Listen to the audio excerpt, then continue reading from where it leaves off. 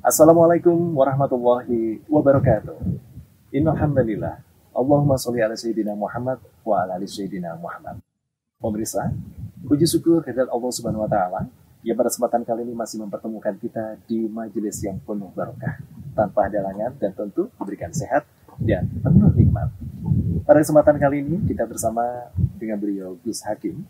Beliau adalah Khadimul Ma'had dari Pondok Pesantren Tahfidzul Quran Al-Falah Raja 2 Gerabak, Magelang, Jawa Tengah. Kita akan membahas tema yang sangat menarik, yaitu kebiasaan nyinyir dan menyebar hoax melalui media. Sebagaimana firman Allah Subhanahu wa taala, "Hai orang-orang yang beriman, janganlah ada orang yang mengejek ras lain, karena bisa saja mereka yang diejek lebih baik daripada mereka yang mengejek. Dan jangan biarkan wanita mengejek wanita lain, karena mungkin saja wanita yang diejek lebih baik daripada ejekan." Al-Ayah, Quran Surah Al-Hujurat ayat 11. Nah, bagaimana sebenarnya hukum nyinyir dan menyebarkan hoax atau berita bohong tersebut menurut Islam? Inilah kalam Ramadan, menyejukkan hati, meraih ridho ilahi.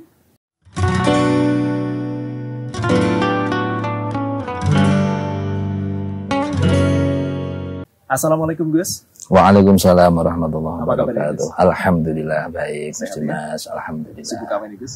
Ya, seperti biasa masih bermain dengan teman-teman yang ada di pondok. Iya, alhamdulillah. Iya. Gus, sebagaimana tema kita kali ini, Nggih. fenomena yang sangat marak di tengah masyarakat, bahkan seolah ini sudah menjadi sebuah budaya bagi masyarakat kita, adalah nyinyir atau menyindir sesuatu, kemudian mengolok-olok seseorang, atau bahkan yang lebih parah lagi adalah menghujat orang lain.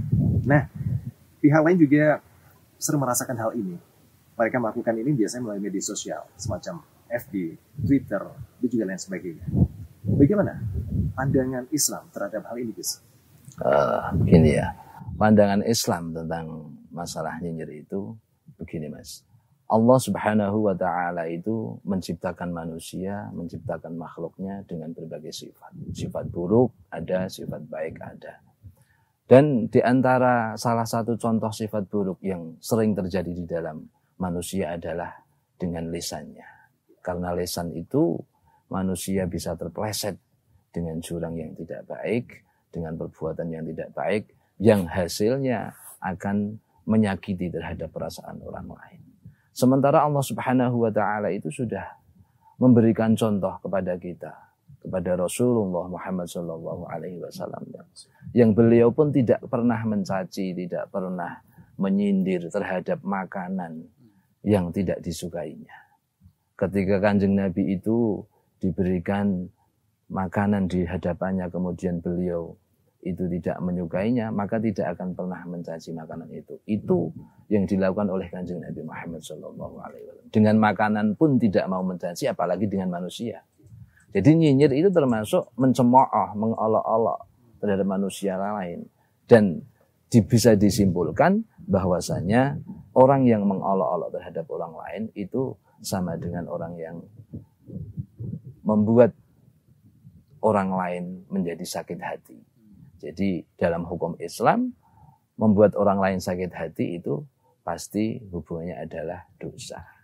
Jadi sesuai dengan apa yang sudah dibaca di dalam ayat yang depan tadi, ya ayyuhalladzina amanu la yaskhar qaumun min qaumin asa ayyakunu khairam minhum. Jadi kita tidak boleh mencaci kepada siapapun, apalagi kepada saudara kita, kepada orang non-muslim pun kita tidak boleh punya sesuatu yang tidak baik. Karena sesuai dengan apa yang ada di dalam Rasulullah itu, in ra'a kafiran, ketika kamu melihat seorang kafir, lam yakta' lahu binar. Jangan kamu memastikan bahwa dia akan masuk nerakanya Allah. Dia akan masuk nerakanya Allah. Akan tetapi, kenapa Rasulullah mengatakan seperti itu? Lihtimalihi yuslimu fayamutu muslimun. Karena di dalam diri orang kafir itu sendiri masih ada kemungkinan seorang kafir ini bisa diberi hidayah oleh Allah, kemudian masuk Islam, kemudian matinya dalam keadaan muslim. Jadi surat Al-Hujurat ayat 10 pun sudah mengatakan innamal mu'minuna ikhwatun fa aslihu baina akhwaikum wattaqullaha la'allakum turhamun. Sungguhnya orang-orang mukmin dengan mukmin yang lain itu adalah saudara. Fa aslihu, maka berbaiklah kepada orang-orang saudara-saudaramu yang muslim, dan takutlah kamu kepada Allah, supaya kita menjadi orang-orang yang dikasihi oleh Allah Subhanahu wa taala. Itu adalah satu dasar bahwa di mana kita ketika nyinyir kepada orang lain dan nyinyiran kita itu adalah bisa menjadikan orang lain menderita perasaannya, tidak baik perasaannya, maka disitulah dosa akan dilibatkan, akan diberikan kepada orang yang nyinyir tersebut. Gitu Mas Dimas. Masya Allah. Apalagi bulan suci Ramadan ini Gus. Ya, di mana bulan suci Ramadan setiap amal ibadah kita dilipat gandakan. Juga dengan maksiat yang dilakukan tentu akan dilipat gandakan dosanya pula. Nah, apakah nyinyir ini nanti juga masuk kategori maksiat ini Gus? Nyinyir itu ya jelas maksiat karena itu keluarnya dari lisan. Keluarnya dari lisan dengan menghujat orang, dengan mencemooh orang. Kalau di dalam kitab Sulam Taufik disebutkan mima'asil lisan ya. Termasuk nyinyir. Jadi ketika di dalam bulan Ramadan ada orang yang terlalu ketika di dalam bulan Ramadan itu ada orang yang nyinyir terlalu berlebihan dengan menjadikan orang lain menderita hatinya, menjadikan orang lain sakit hati, ya bisa saja itu mengurangi pahala dari puasa kita, mengurangi pahala dari puasa kita, karena itu termasuk maksiat.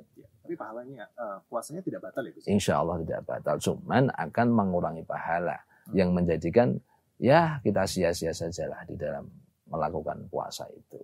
Itu Mas.